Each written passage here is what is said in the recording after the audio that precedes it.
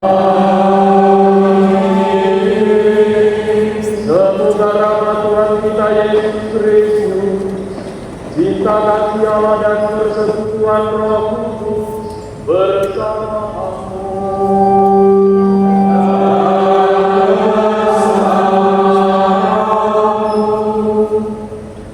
Saudari dan saudara yang terkasih, pada malam yang amat suci ini, Tuhan kita Yesus Kristus beralih dari kematian kepada kehidupan. Gereja Kudus mengajak putra dan putrinya sebagai penghubung supaya berkumpul untuk berjaga dan berdoa. Bila kita sudah melangsungkan kenangan akan pasca Tuhan sambil mendengarkan sabdanya dan merayakan misterinya, maka kita memiliki harapan akan mendapat bagian dalam kemenangan Kristus atas maut dan hidup bersama Dia di dalam Allah. Ya Allah, dengan pengantaran putra-Mu, Engkau telah menganugerahi umat-Mu api kemuliaan-Mu. Kuduskanlah api baru ini. Dan semoga dengan perayaan Paskah ini kami dinyalakan oleh kerinduan surga, agar kelak dengan hati murni kami sampai dalam pesta cahaya-Mu yang kekal dengan pengantaraan Kristus Tuhan kami. Amin.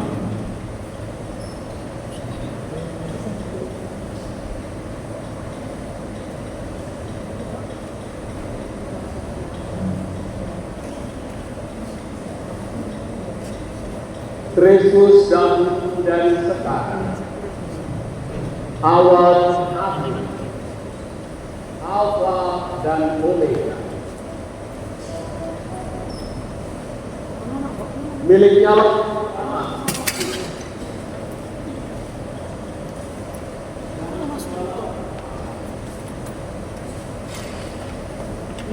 Kepadanya lah kemuliaan dan kekuatan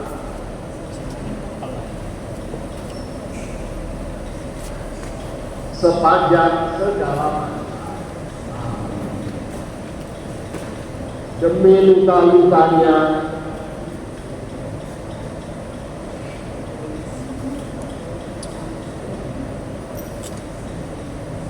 dan dunia,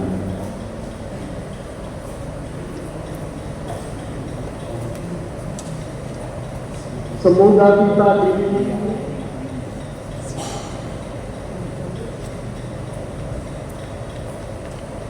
dan dipelihara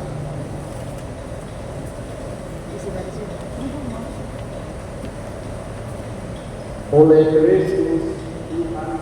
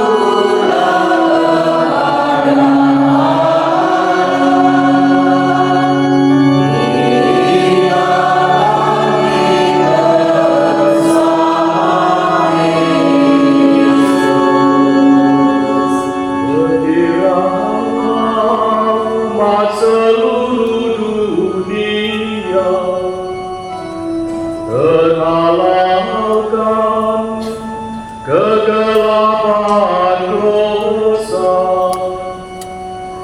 bersinarlah cahaya ilahi. Yesus Kristus junjungan kita.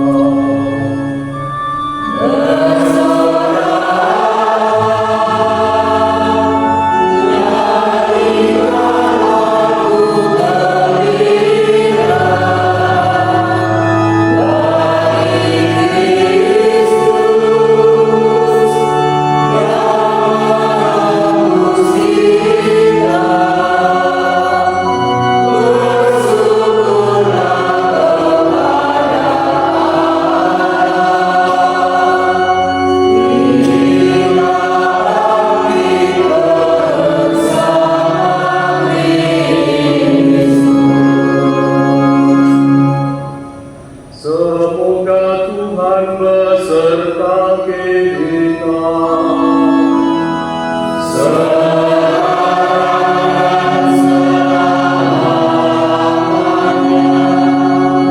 Marilah mengarahkan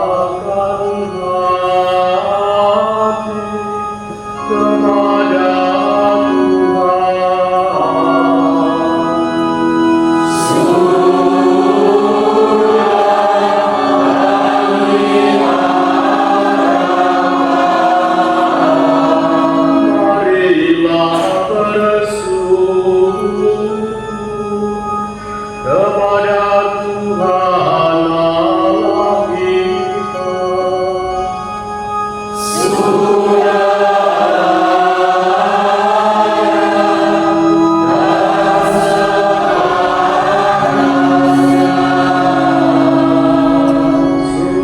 kepada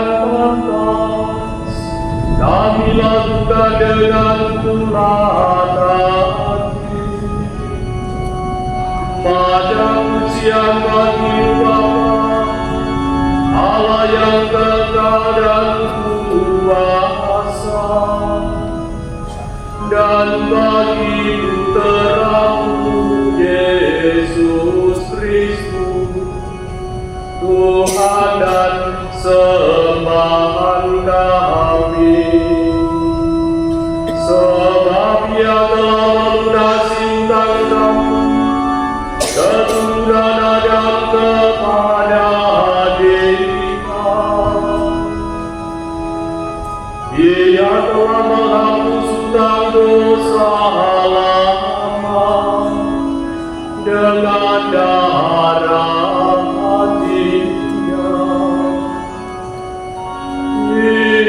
Inilah pesta Paskah, harian domba sejati dikurbankan, dan pintu rumah umat beriman sudah ditandai dengan darahnya. Inilah malam waktu leluhur kami Bani Israel Kau hantar keluar dari Mesir, melalui Laut Merah, lewat jalan yang kering. Inilah malam Yesus Kristus mengalahkan kuasa maut dan bangkit sebagai pemenang yang tunggu dari kuburnya.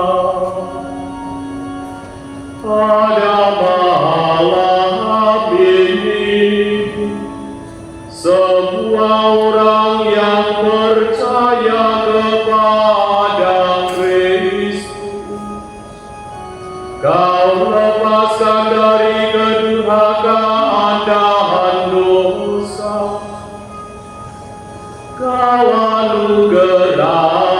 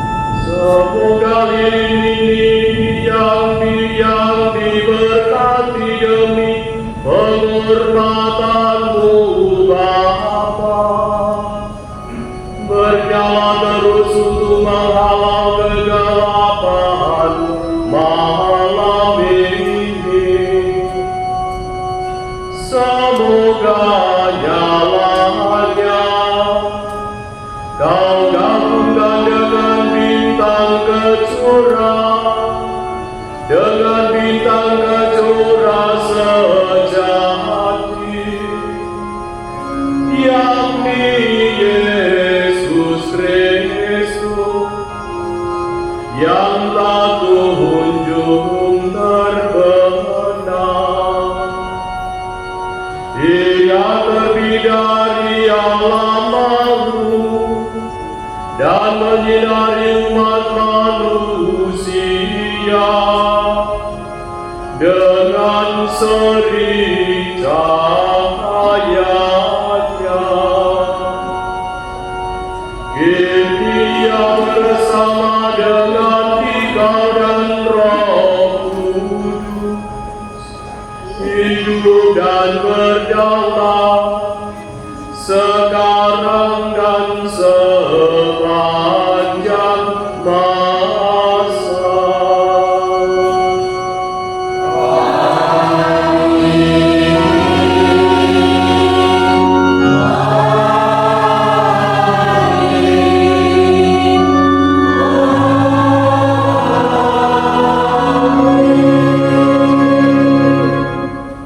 Saudari dan saudaraku, sesudah kita memasuki Wiciri dengan meriah, mari kita dengan tenang hati, kita mendengarkan sabda Allah.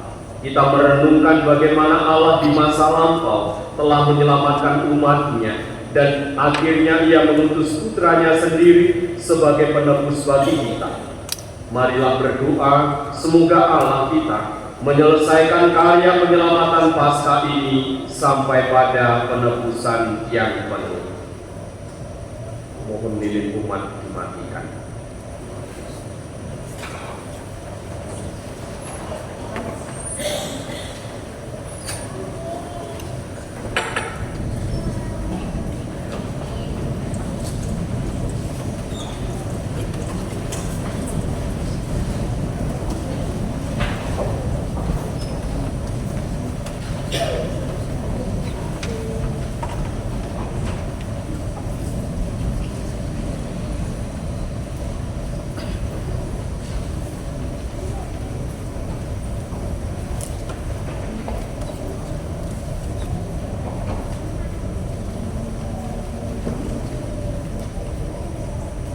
Allah melihat segala yang dijadikannya sungguh amat baik. Pembacaan dari kitab Kejadian. Pada awal mula Allah menciptakan langit dan bumi. Bumi belum berbentuk dan masih kosong. Gelap gulita meliputi samudra raya, dan Roh Allah melayang-layang di atas permukaan air. Allah berfirman, "Jadilah terang," maka jadilah terang. Allah melihat bahwa terang itu baik, lalu dipisahkannya terang itu dari gelap. Allah menamai terang itu siang dan gelap itu malam. Maka jadilah petang dan pagi hari pertama. Lalu Allah berfirman, "Jadilah cakrawala di tengah segala air untuk memisahkan air dari air." Maka Allah menjadikan cakrawala, dan Ia memisahkan air yang ada di bawah cakrawala itu dari air yang ada di atasnya. Dan jadilah demikian. Allah menamai cakrawala itu langit. Maka jadilah petang dan pagi hari kedua. Lalu Allah berfirman, "Hendaklah segala air yang di bawah langit berkumpul pada satu tempat, sehingga kelihatan yang kering." Dan jadilah demikian. Allah menamai yang kering itu darat, dan kumpulan air itu laut. Allah melihat bahwa semuanya itu baik. Lalu Allah berfirman, hendaklah tanah menumbuhkan tunas-tunas muda, tumbuh-tumbuhan yang berbiji, segala jenis pohon, buah-buahan yang menghasilkan buah berbiji, supaya ada tumbuh-tumbuhan di bumi. Dan jadilah demikian. Tanah menumbuhkan tunas-tunas muda, segala jenis tumbuh-tumbuhan yang berbiji, dan segala jenis pohon-pohonan yang menghasilkan buah berbiji. Allah melihat semuanya itu baik. Maka jadilah petang dan pagi, hari ketiga. Lalu Allah berfirman, jadilah benda-benda penerangan pada cakrawala untuk memisahkan siang dari malam.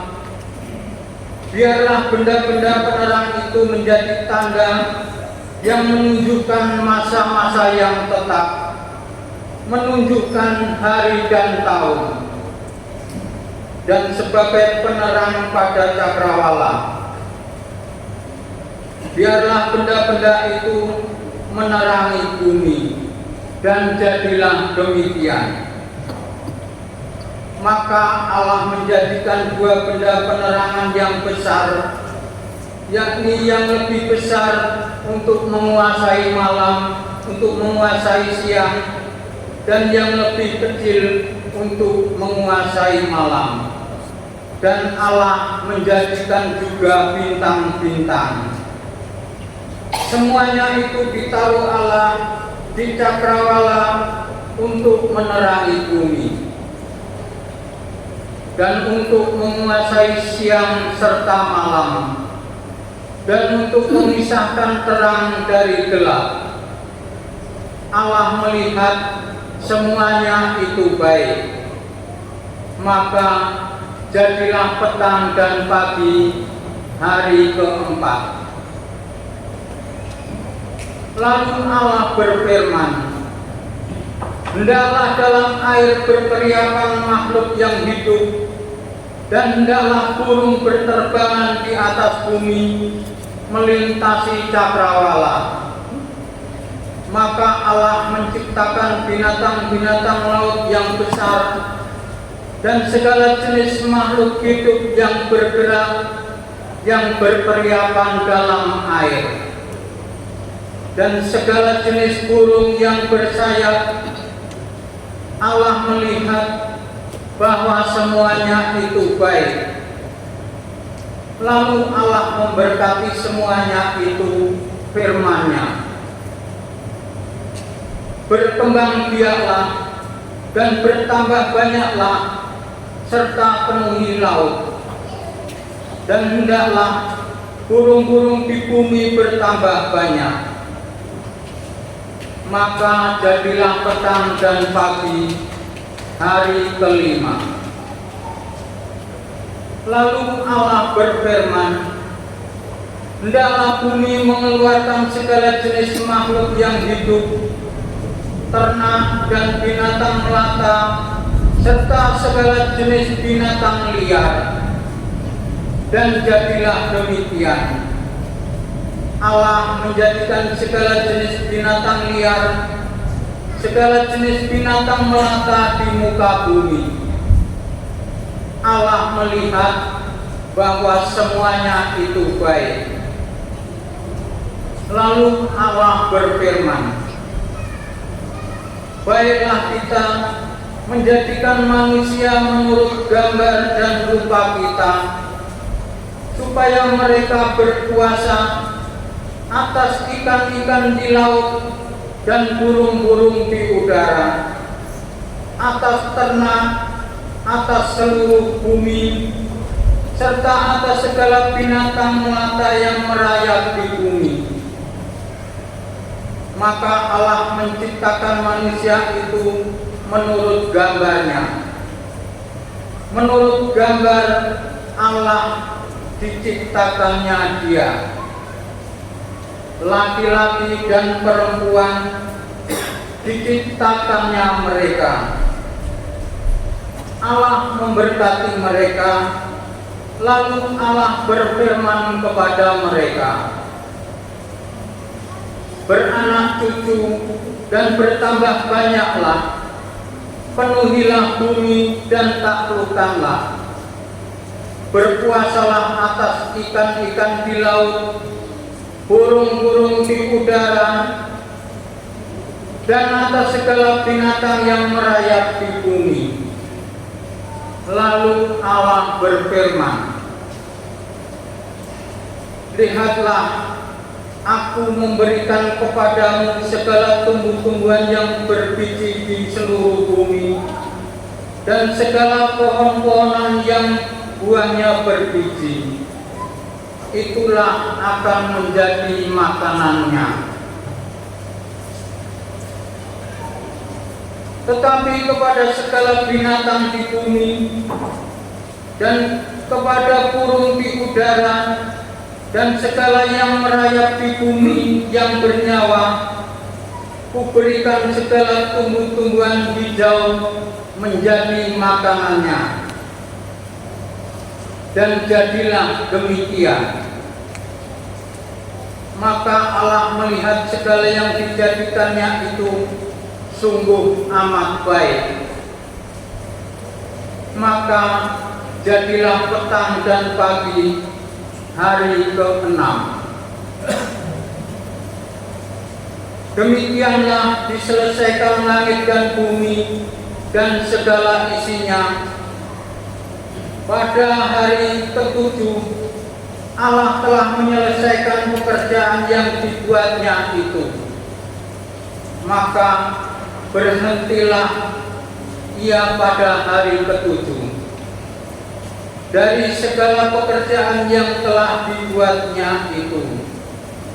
Demikianlah sabda Tuhan. Syukur kepada Allah.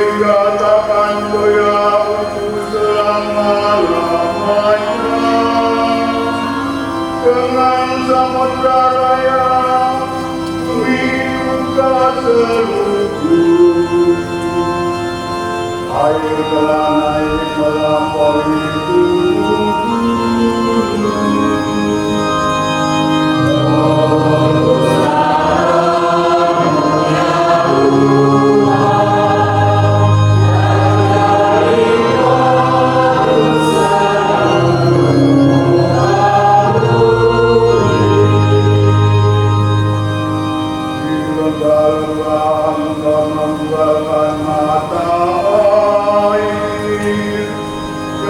mengalir di antara burung-burung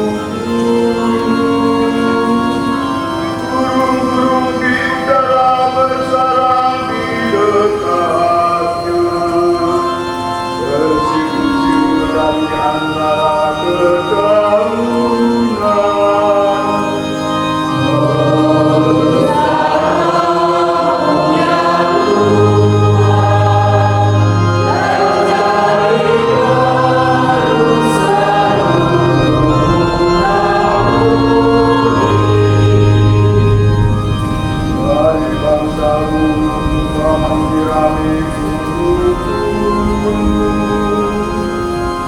Penuh dengan segala yang kau minta dari kami.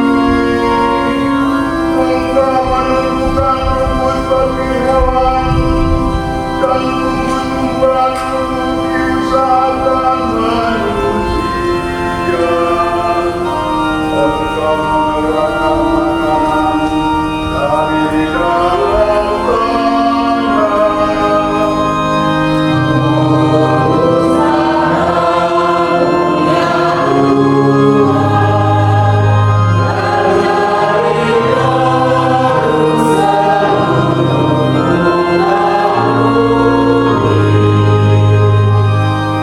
Betapa banyak karya-Mu ya Tuhan, semua Kau buat dengan kebijaksanaan.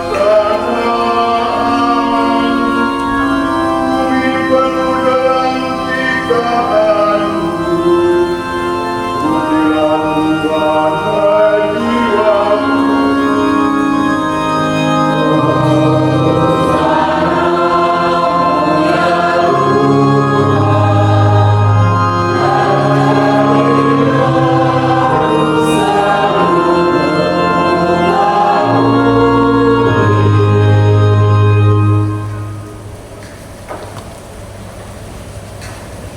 Marilah berdoa.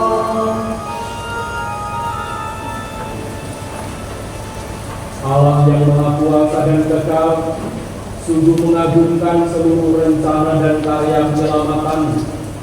Terangilah umat-Mu yang telah Engkau tebus agar memahami bahwa karya penciptaan-Mu pada awal mula sungguh agung. Namun lebih agung karya penebusan kami yang berlangsung sampai pada kepenuhan masa dalam kurban Paskah Kristus. Sebab Dialah Tuhan dan pengantara kami. Amin.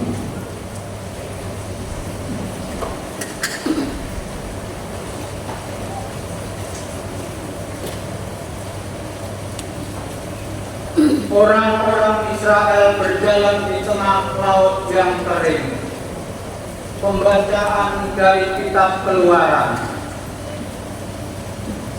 Dalam perjalanan keluar dari tanah Mesir, ketika hampir tersusul oleh pasukan Firaun, ketakutanlah orang-orang Israel dan berseru-seru kepada Tuhan.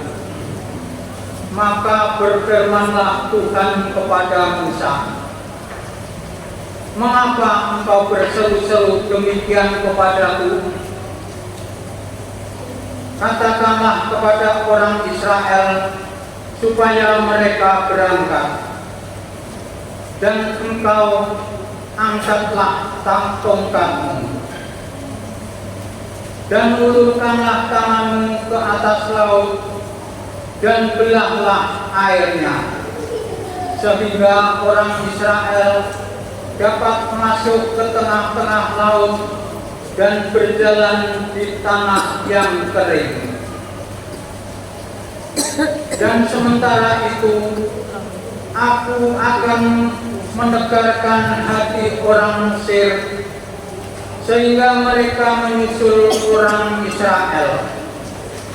Dan sementara itu aku akan menegarkan hati orang-orang Mesir, sehingga mereka menyusul orang Israel. Dan terhadap Firaun dan seluruh pasukannya, keretanya, dan orang-orangnya yang berkuda, aku akan menyatakan kemuliaanku.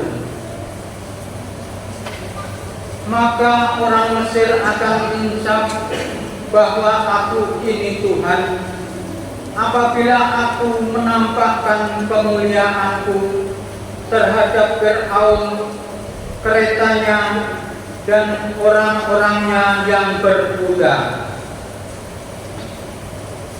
Kemudian bergeraklah malaikat Allah yang tadinya berjalan di depan tentara Israel, lalu berpindah berjalan di belakang mereka. Dan tiang awan yang tadinya bergerak di depan mereka beranjak dan berdiri di belakang mereka. Demikianlah tiang awan itu berdiri di antara tentara Mesir dan orang Israel. Awan itu menimbulkan kegelapan, sehingga malam itu berlalu tanpa kesempatan bagi orang Mesir untuk mendekati orang-orang Israel. Lalu Musa mengulurkan tangannya ke atas laut, dan semalam-malaman Tuhan menguatkan air laut dengan perantara angin timur yang keras, serta mengeringkan laut itu. Maka terbelahlah air laut itu, dan orang Israel masuk dan berjalan di tengah-tengah laut yang kering. Sedang di kiri dan kanan mereka, air itu sebagai tembok bagi mereka. Orang Mesir pun mengejar dan menyusul mereka. Semua kuda Fir'aun, kereta dan pasukan berkudanya mengikuti orang Israel masuk ke tengah-tengah laut itu.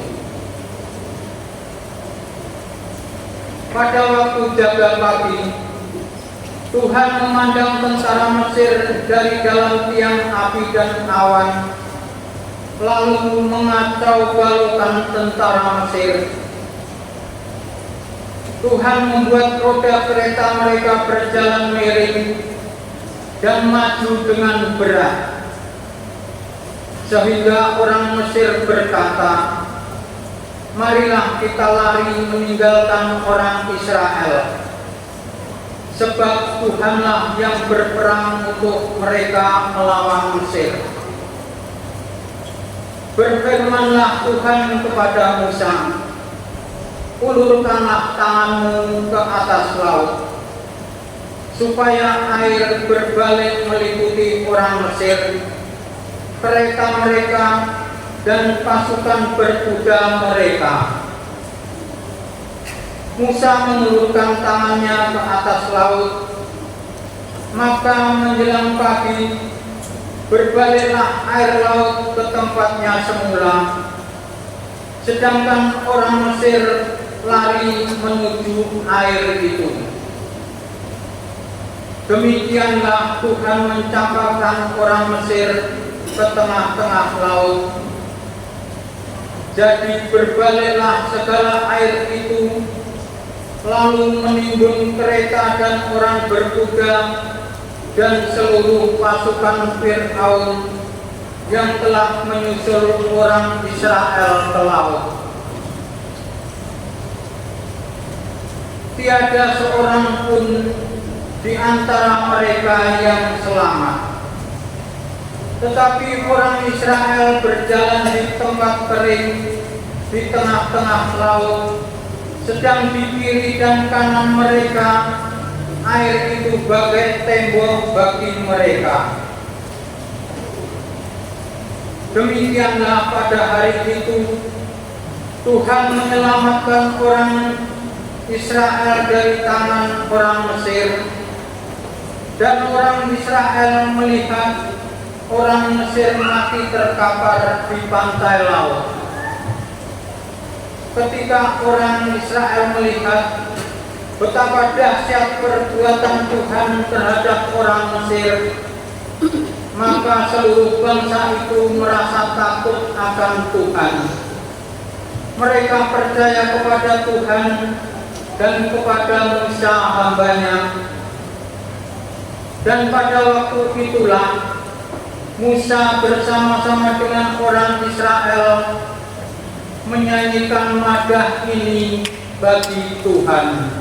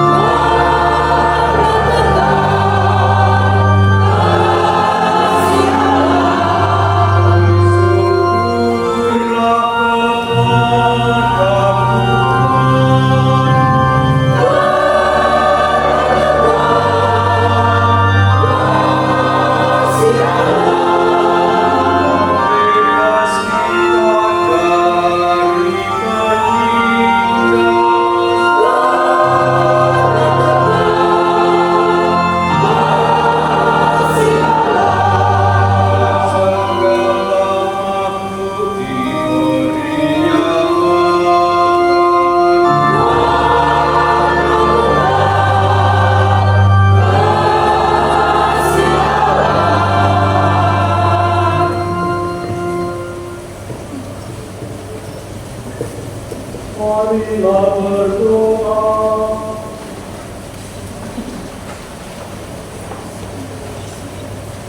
Allah Bapa dalam surga, kami mengagumi tanda-tanda ajaib yang Engkau lakukan di masa lampau. Engkau melepaskan bangsa Israel dari perbudakan, dan kini Engkau membebaskan segala bangsa melalui sakramen baptis suci. Engkau telah menerangi karya-karya agungmu di masa lampau dengan terang perjanjian baru. Laut merah melambangkan air baptis, dan pembebasan umat Israel dari perbudakan melambangkan sakramen-sakramen umat Kristiani. Semoga semua bangsa yang berkat imannya telah turut mendapat hak istimewa dari bangsa terpilih dilahirkan kembali karena ambil bagian dalam roh dengan pengantaran Kristus Tuhan kami. Amin.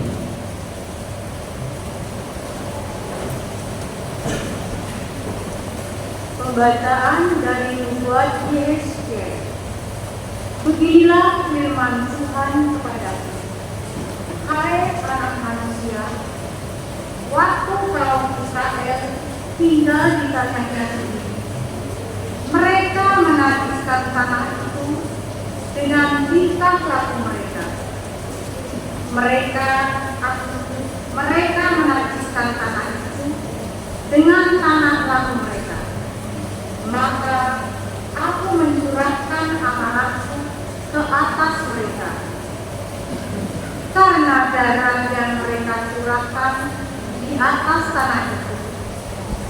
Mereka menajiskan tanah itu dengan berhala-berhala mereka.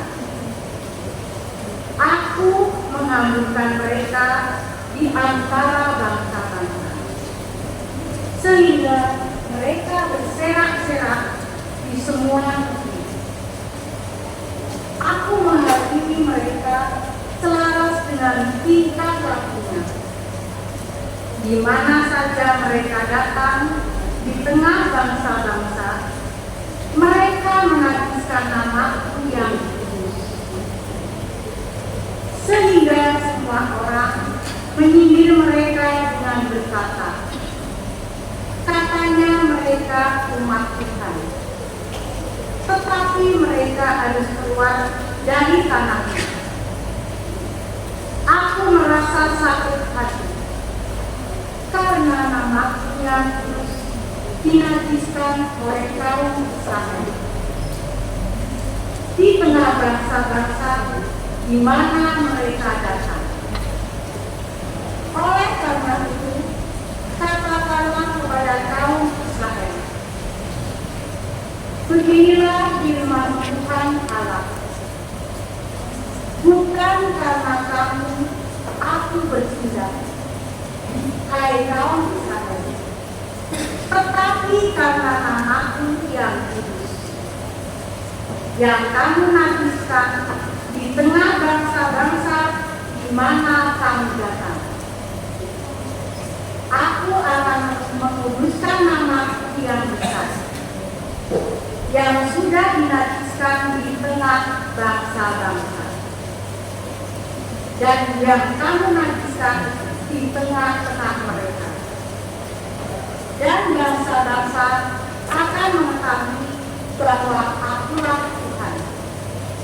Demikianlah firman Tuhan Allah, manakala aku menunjukkan kekudusanku kepadamu di hadapan bangsa-bangsa. Aku akan menjemput kamu dari antara bangsa-bangsa dan mengumpulkan kamu dari semua negeri. Aku akan membawa kamu kembali ke tanahmu. Aku akan mencurahkan kepadamu air jernih yang akan mentahirkan kamu dari segala kenajisanmu dan dari semua berhalanya. Aku akan mentahirkan kamu. Kamu akan kuberi hati yang baru, dan roh yang baru akan kutaruh di dalam hatimu. Aku akan menjauhkan dari tubuhmu hati yang keras, dan kepadamu kuberikan hati yang tahan. Rohmu akan kuberikan diam di dalam hatimu, dan aku akan membuat kamu hidup menurut segala ketetapan. Aku akan membuat kamu tetap berpegang pada peraturan-peraturan dan melakukannya.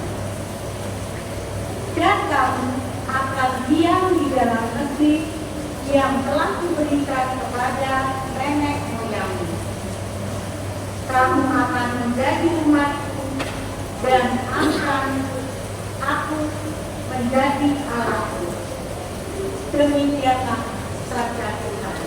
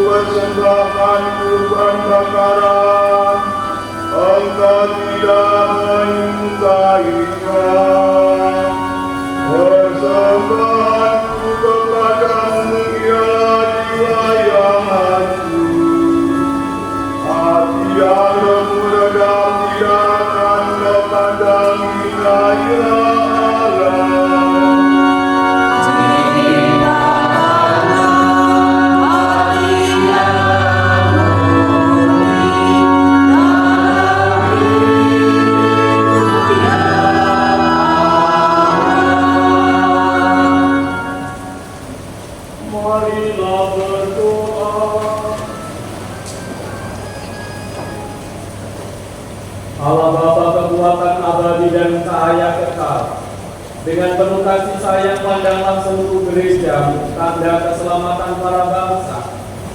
Teruskanlah karya penyelamatan umat manusia sesuai dengan rencana-Mu sejak awal mula.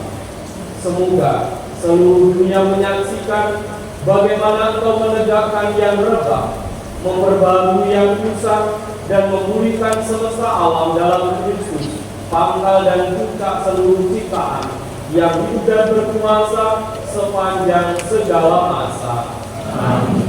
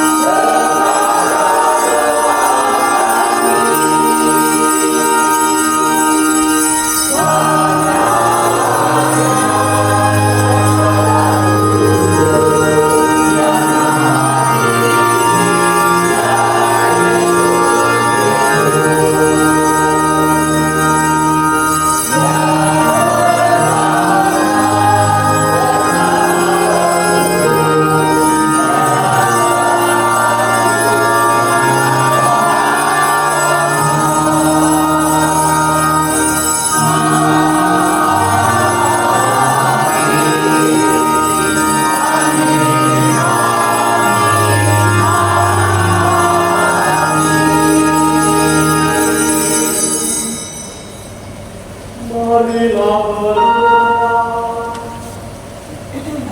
Ya Allah, menyelamatkan malam yang amat suci dengan kebangkitan yang Tuhan kami. Bangkitkanlah di dalam gereja semangat sebagai amanah. Semoga kami diperbarui anugerah-Mu, agar kami selalu mengabdi dengan setia. Dengan kebenaran Tuhan kami Yesus Kristus, Tuhan yang berkuasa, bersama kita dalam persekutuan Roh Kudus, Allah sepanjang segala masa.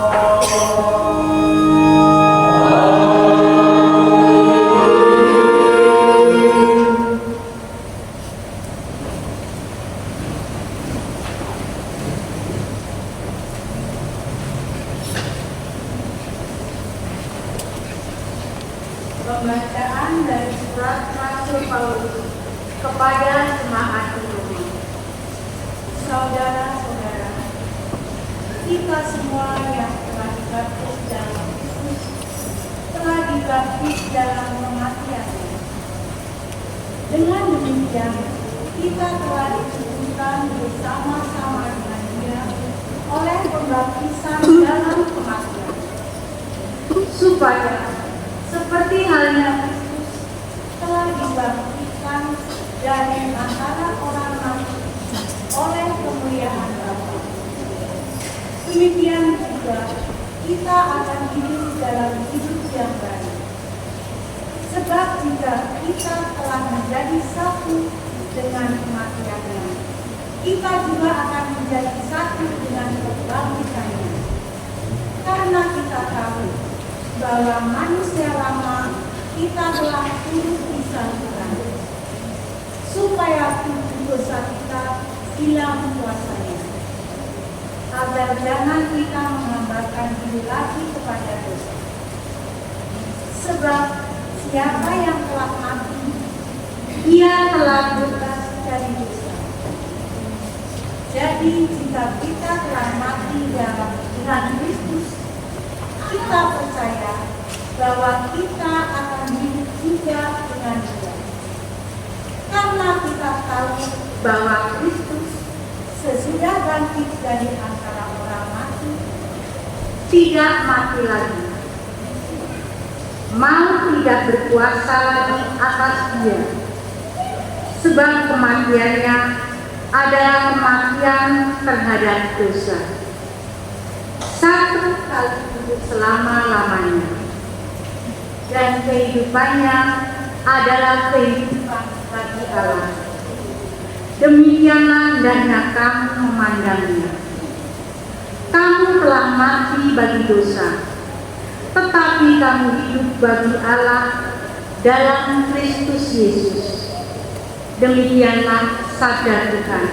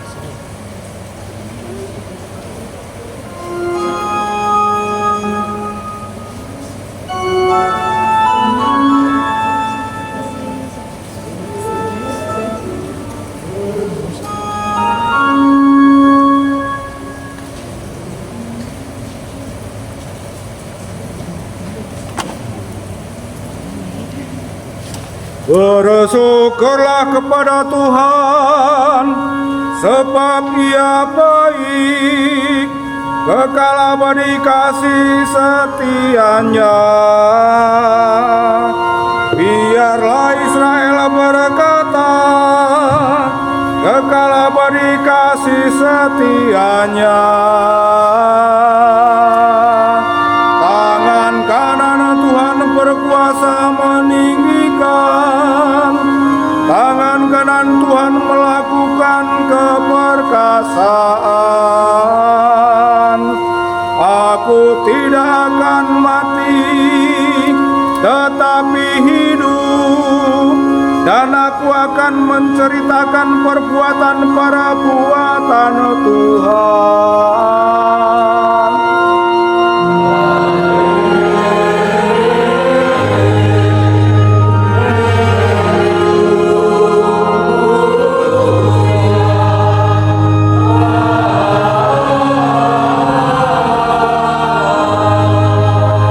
Batu yang dibuang oleh tukang-tukang bangunan telah menjadi batu penjuru. Hal itu terjadi dari pihak Tuhan, suatu perbuatan ajaib di mata kita.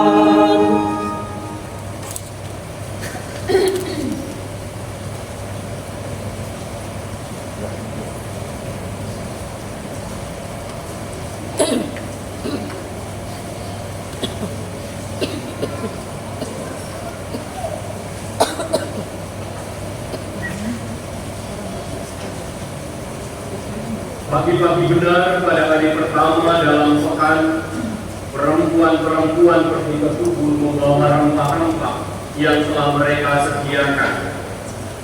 Mereka mendapati batu sudah terguli dari bukit itu, dan setelah masuk, mereka tidak menemukan jenazah Tuhan Yesus.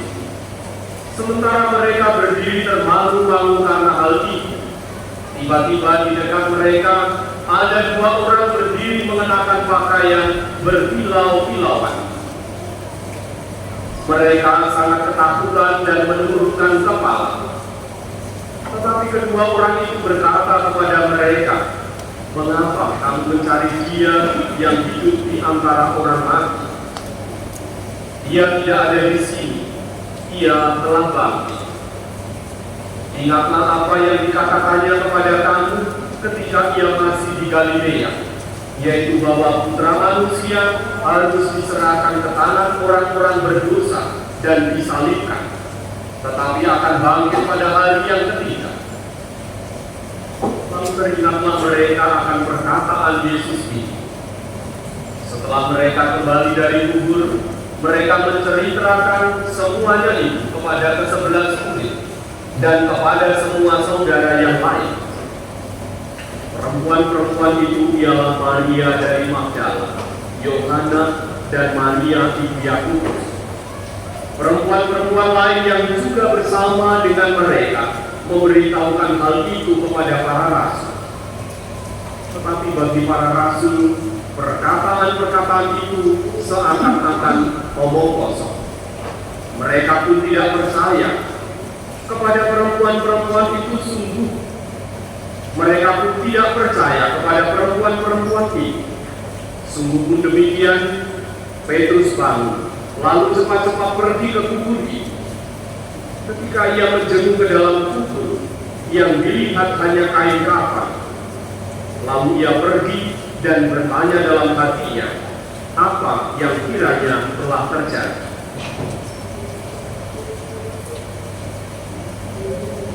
Demikianlah sabda Tuhan.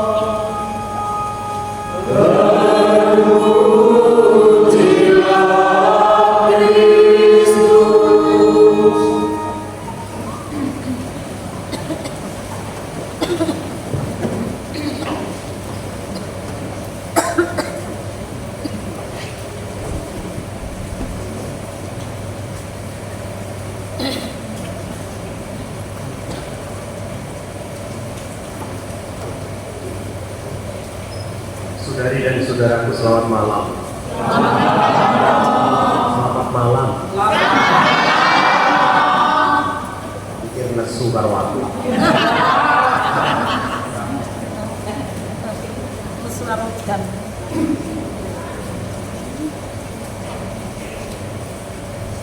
Injil yang baru saja kita baca, kita dengarkan, saya tertarik dengan kehadiran perempuan-perempuan. Kita sering mendengar bahwa perempuan itu sering menyebarkan berita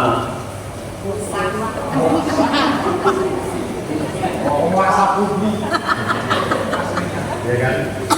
Saya belum melanjutkan aja sudah mencairkan tambahin. Kalau saya nyetir sendiri, kalau ada mama bawa motor, sekarang saya nggak komen apa-apa, mending saya alon-alon. Mending awak.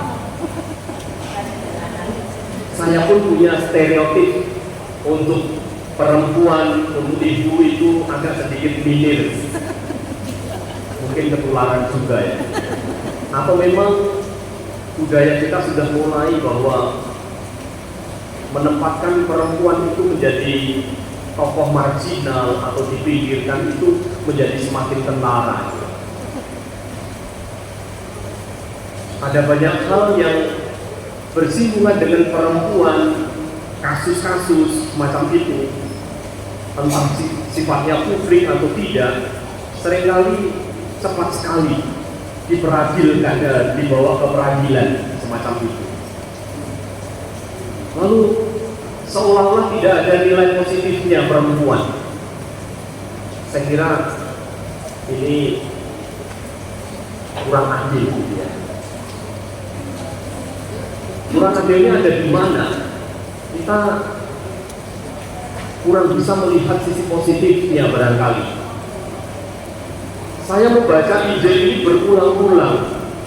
Saya mencari apa sih maksud Yesus menampilkan perempuan-perempuan dalam kisah penampakannya atau kebangkitannya. Dan ketika saya baca berulang-ulang, saya menemukan ternyata yang mampu menyampaikan warta dengan cepat bagi Yesus itu perempuan. Bahkan tadi dikisahkan, para murid pun bilang bahwa kabar dari mereka adalah ngomong kosong.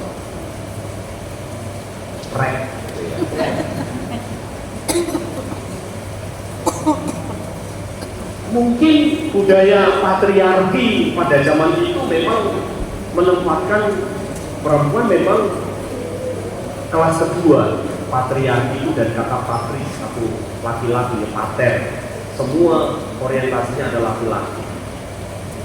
Tetapi Yesus menempatkan sebagai orang-orang yang menjadi pewarta dengan cepat.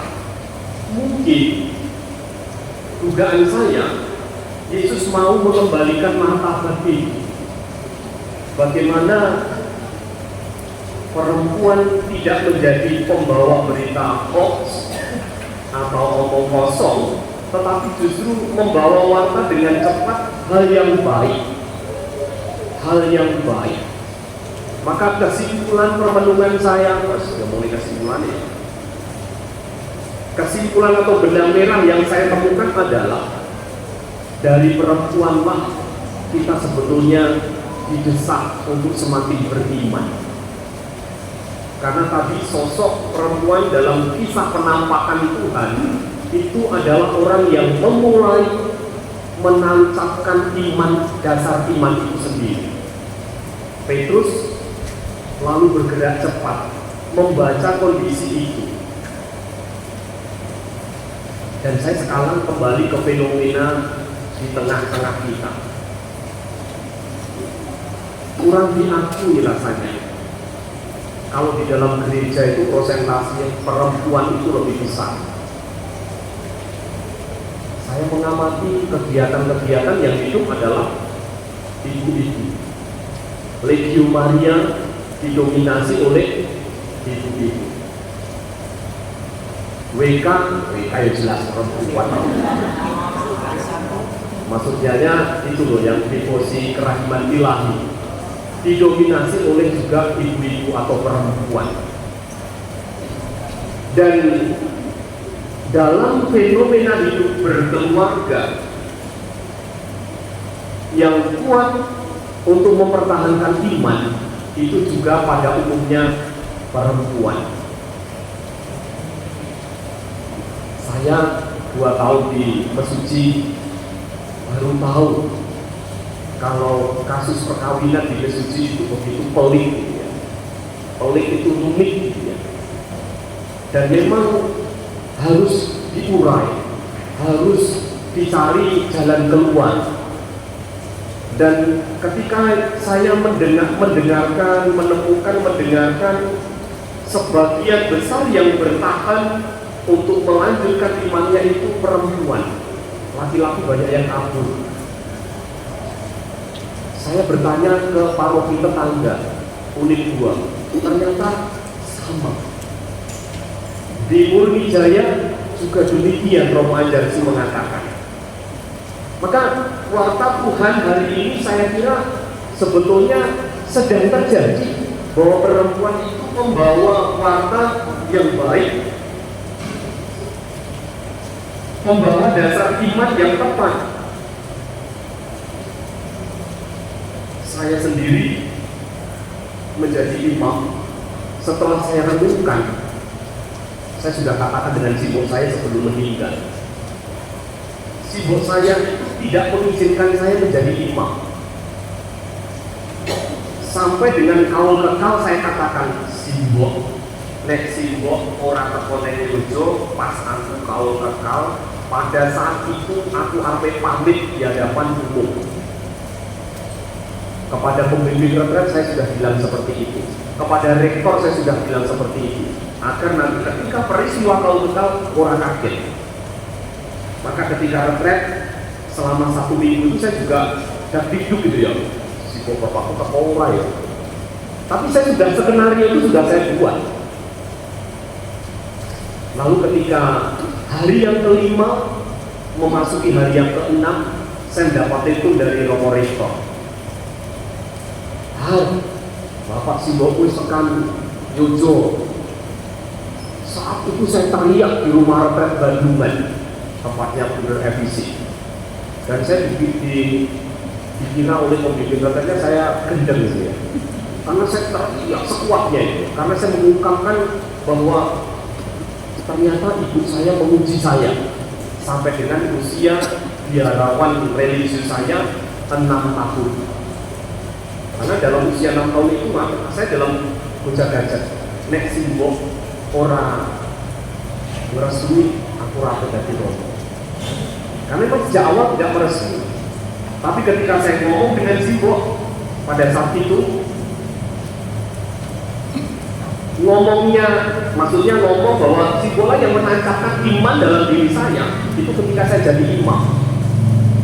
Ketika duduk di teras dapur di belakang itu saya ngomong, Bok, nek bisa simbok ora gandoli paling aku semetu ya. Simbok kan ngomongin radongan kok. Nek dijak ngomong radong. Tapi ya berbunyi-bunyi ngono ae. Tapi saya merefleksikan demikian. Dan ternyata ketika saya bisa perdana, saya tanya di depan publik, siapa yang menjalankan pesan saya mendoakan setiap hari Sabtu tanggal Salam Maria, angkat tangan. Karena kalau kasih lali yang ngatur itu kebanyakan sibuk-sibuk, mbah-mbah. Pada bisa tak takoni serius bahwa jodoh aku siap dulu. Jangan banyak aku sembah kopi pengisan sedino boten. Di Romo Estu kadang ngajak kontone, maksudnya ngajak bujuni.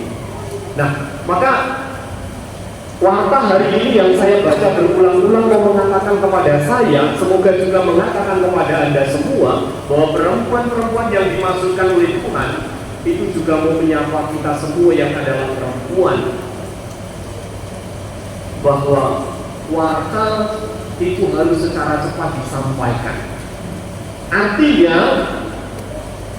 biasanya gosip jualan. Karena Yesus mengatakan demikian. Nek biasanya ember, ya di sini ini embere, gitu kan. Aku malah diomong nih ngono, bangane ember ya tak romo. Artinya Yesus saja menggarisbawahi itu, bahwa dalam diri perempuan iman bisa ditanamkan, bisa dipertanggungjawabkan. Saudari dan saudaraku, yang pertama poinnya itu. Yang kedua, ada dua hal yang mau saya garisbawahi dalam peristiwa Pijili Paskah. Yang pertama adalah upacara cahaya. Upacara cahaya di berbagai tempat dikemas dengan cara yang berbeda, sesuai dengan kemampuan memahami, mengerti. Misalnya Ramadan ini, saya tidak protes. Yang penting dipahami, semampu memahami itu ya dijalankan. Ada yang sangat ekstrim, misalnya lampu semua dimatikan. Ini tadi juga ya, tombol-tombolnya disengeti, lek paten sedikit nanti bisa rapuh. Ada seperti itu.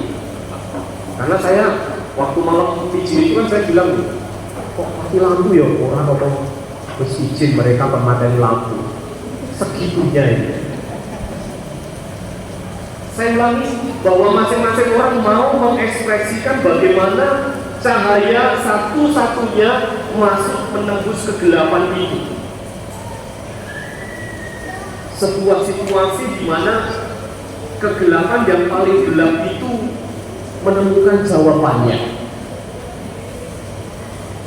Dan lilin Paskah melambangkan Kristus sendiri. Dan kegelapan itu adalah dosa manusia. Maka tadi kalau membaca mendengarkan kisah penyeberangan Laut Merah, orang-orang Mesir mengajak kembali. Mengapa? Karena Tuhan berpihak kepada Israel. Bagi orang-orang Mesir,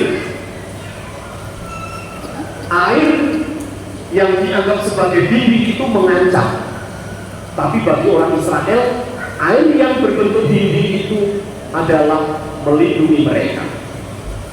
Saya kira dalam hidup harian kita juga sama. Bagaimana cara pandang kita, mindset kita melihat, memaknai air yang nanti kita berkati. Air bisa menakutkan bagi iblis. Manakala kita memberkati rumah, manakala kita memberkati kendaraan. Karena apa? Melalui air disucikan, maka iblis tidak mau bertahan di sana, Allah yang mau bertahan di sana. Bagi iblis, bagi orang beriman, kita membutuhkan itu. Di gereja-gereja sekarang kembali menggunakan air, apa itu namanya? Apa jenis?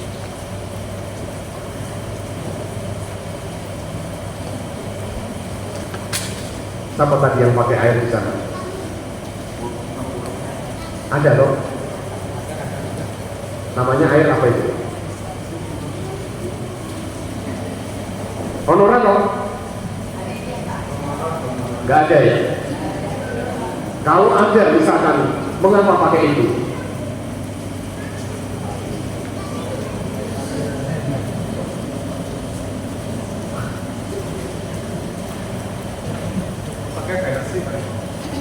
Nah, Rosi ya orang kosak dulu lah.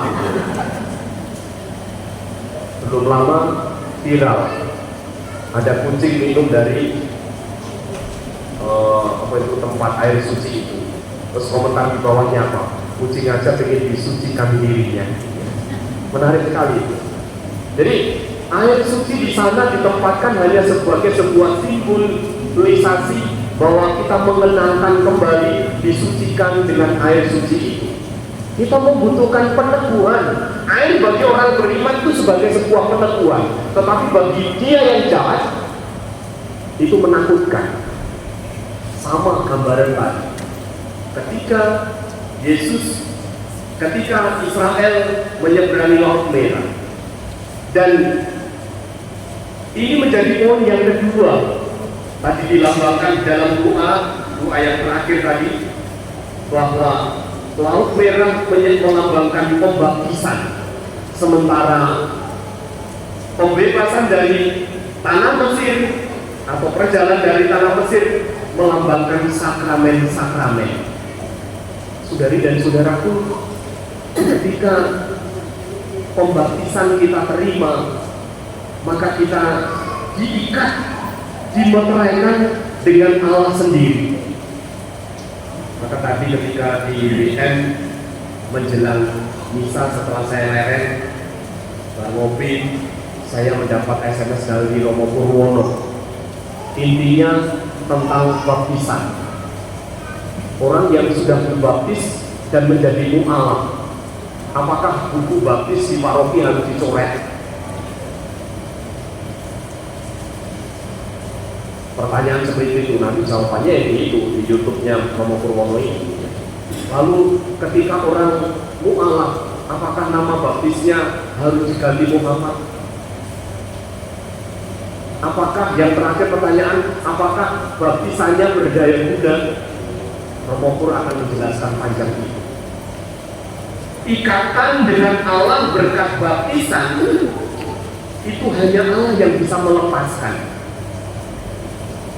Maka ketika rahmat baptisan berdaya guna dalam diri siapapun, entah mereka tetap bertahan dalam imannya sebagai Katolik, maka Allah berpihak pada dia yang bertahan di dalam imannya itu.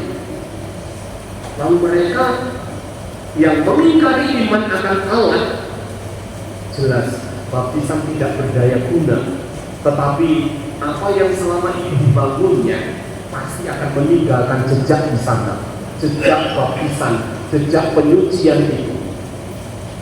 Maka apa yang dikatakan di dalam bacaan yang kedua, bagaimana Israel keluar dari tanah Mesir menuju tanah terjanji, menjadi simbolisasi bagi kita